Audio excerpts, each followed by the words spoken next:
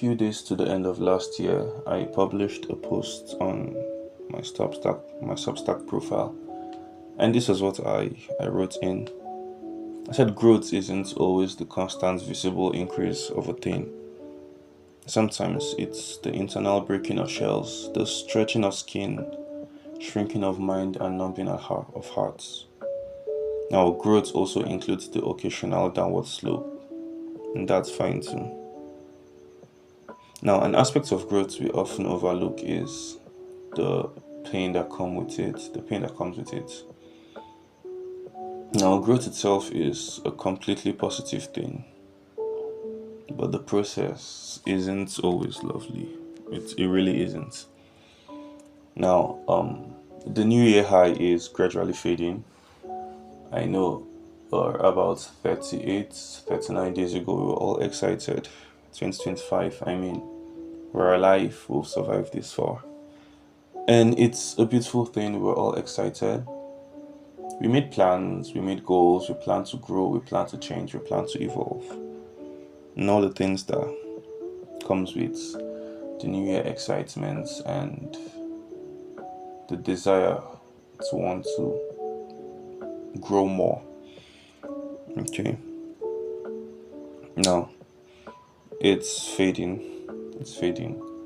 And we're now faced with the reality of it, the reality of life that growth won't just come because it's a new year. Growth would come because we put in the efforts and we put in the work. But genuinely, no one talks about how scary growth can be. Really, nobody does. Because we've been conditioned as human beings to live by patterns, by structures. We accept the usual and the familiar. Okay. And to us, they are kind of safe because we are used to them. They might not be nurturing, they might not be helping us grow in that particular sense, but then they are familiar and for most of the time they work. So why change what's already working fine? Now, if we get comfortable in scenarios like this, we start to let complacency and stagnation creep in. Okay. Now, imagine this: you're 21, life makes sense, hobbies outlined, future career decided, and maybe you're even on track to accomplishing what you want to. Now your friends have assigned roles, friends for different purposes, or you have best friends. Your ideologies and belief systems, although lots of times they might not be really fully formed, but they are solid enough to dictate what you do and what you don't do. Then all of a sudden you wake up one day and things start to lose meaning. Things you were excited about, you're not really excited about them anymore, and it's like, what's going on with me? Why don't I feel really excited drawing this? Or why do my passions start to fade? Why do the things I thought I knew, or the things I thought I loved, now I'm kind of becoming numb towards them? And we get scared sometimes. We try to force it. We try to do these things to make the love come back and to make the passion we once felt for it reignite. And for some, they might be successful, but for the major parts, or for more people, they really aren't successful. Now, this in itself, as much as we think we are regressing, or the things we used to love are no more, we start to feel empty. We start to feel hopeless. We start to feel like, if these things do not define me, what then defines me? And I have been there before. I mean, I am there like every year. I go through like the growth phase every year. And now there is this, I don't know if I should call it a saying or a phrase we hear a lot growing up: change is constant, change is constant. Well, I mean, it is constant for every other thing, but then for the human mind and the human heart, I don't really think it's constant and it always happens. Same thing with growth. I feel like sometimes change has to be a deliberate effort. Same thing with growth. People can go years without really changing. People can go years without really growing in that particular sense. Now, here we are, face to face with this threatening scenario, and oof, we really do not know what to do. But now, let me explain what I think about this. It's that you're growing. Okay, you are breaking out of shells. You are stretching yourself, and the hurt you're going to get from it. Sometimes you find yourself not enjoying conversations with people anymore. Some certain people you used to be with, some certain people you probably grew up with. You realize that spark just isn't there. And like I said earlier, sometimes we try to force it. We try to force these things to make sure they come back. Sometimes it may be mood swings, but a lot of times it's not. It just means you're growing. Now you're scared, you don't know what to do. You start to feel empty. But I promise you, you are just growing. It's part of it. It's the pain that comes with it. I was scrolling through Twitter a few months back, and one of the people I follow, one of the persons I follow, made a post. And he said when a baby starts to grow teeth, it hurts. And then lots of times the child starts crying, or then the child falls sick. Now, pain is not, according to the post now, pain isn't really a bug that you need to debug or you need to fix or you need to get out of the system. No, pain is a feature that comes pre-installed already. And it's something we should all embrace if we are really going to grow.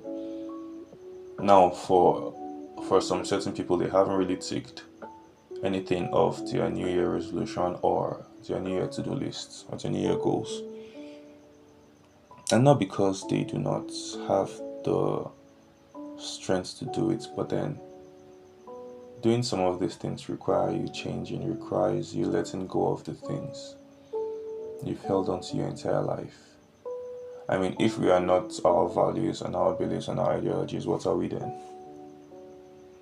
Okay, and we do not know what to do, we're scared. But I promise you, embrace it. Okay, embrace it. Embrace the growth, embrace the change.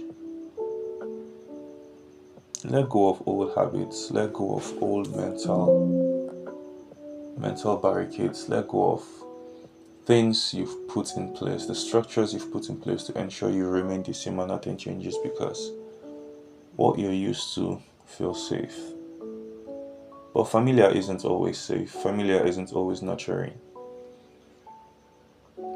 You stretch yourself.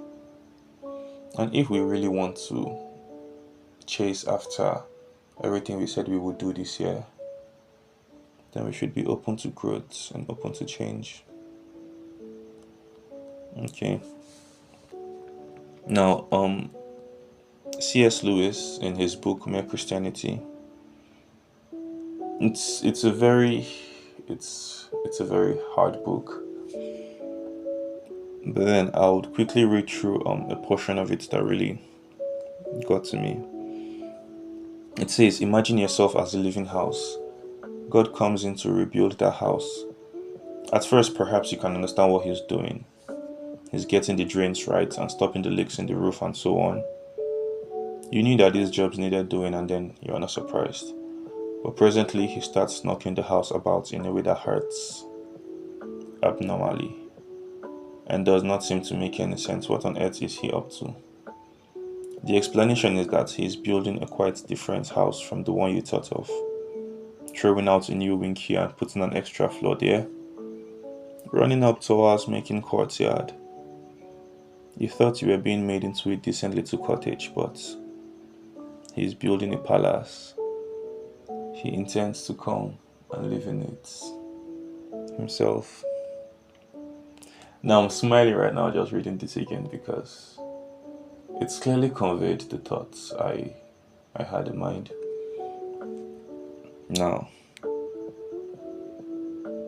the beautiful thing is when you embrace growth and you embrace change,